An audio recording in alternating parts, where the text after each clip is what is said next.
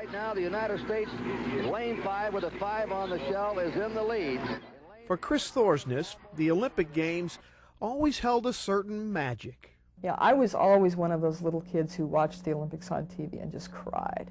I thought that competing at the Olympics was the best thing that a person could do. In 1984, at the age of 24, Thorsness reached that pinnacle, competing for the United States in the women's 8 rowing event in the Los Angeles Summer Olympic Games. The United States women's 8, based on their strong showings this summer, is the favorite for the gold medal. Do you agree with that, Steve? I sure do.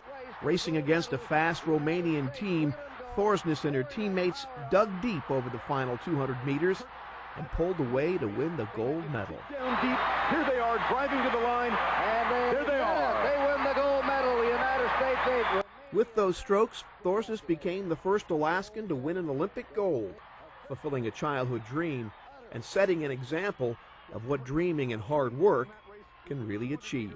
The motto of the Olympics is that the most important thing is taking part, and I really believe that.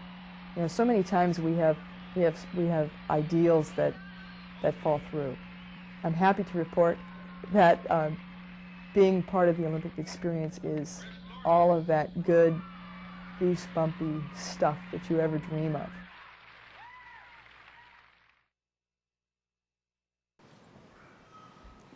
Well, as you can tell, I really do need a coxswain to tell me what to do and where to stand and when to walk around. First of all, when the guys told me that I only had 2 minutes to talk, I explained to them that I'm a lawyer and it takes me 2 minutes just to say my name. But in any event, first I want to say how honored I am to be a member of this inaugural class. To be among these people, I can't believe it. I think there has to be an error someplace. Tommy and George and Susan Butcher, Scotty Gomez, in any event, thank you, and I am very honored. I think George really hit on it, that the idea of individual accomplishment is really a myth.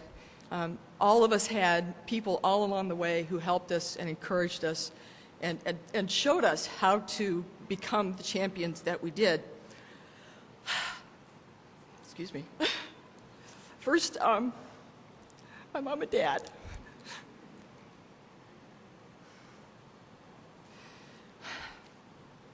They made it possible for me to train and to concentrate on my work and to do what I needed to do to go to the Olympics, to go to World Championships. I'm a rower from Alaska. There's hardly a less likely Olympic rowing champion that you can think of. That, and I'm about 3 inches too short and about 40 pounds too light.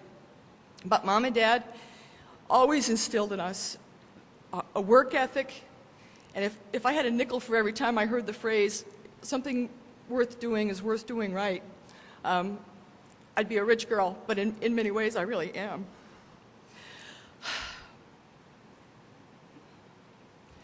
Also, I had 2 role models, the best role models a kid's sister could hope to have in my brothers.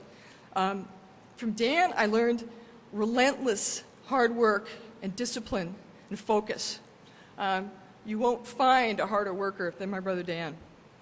My brother John, who's the one who suggested I try out rowing even though I was too small, taught me about character and sportsmanship and respect for my competitors. They really led the way for me, and I've hoped to live up to their example.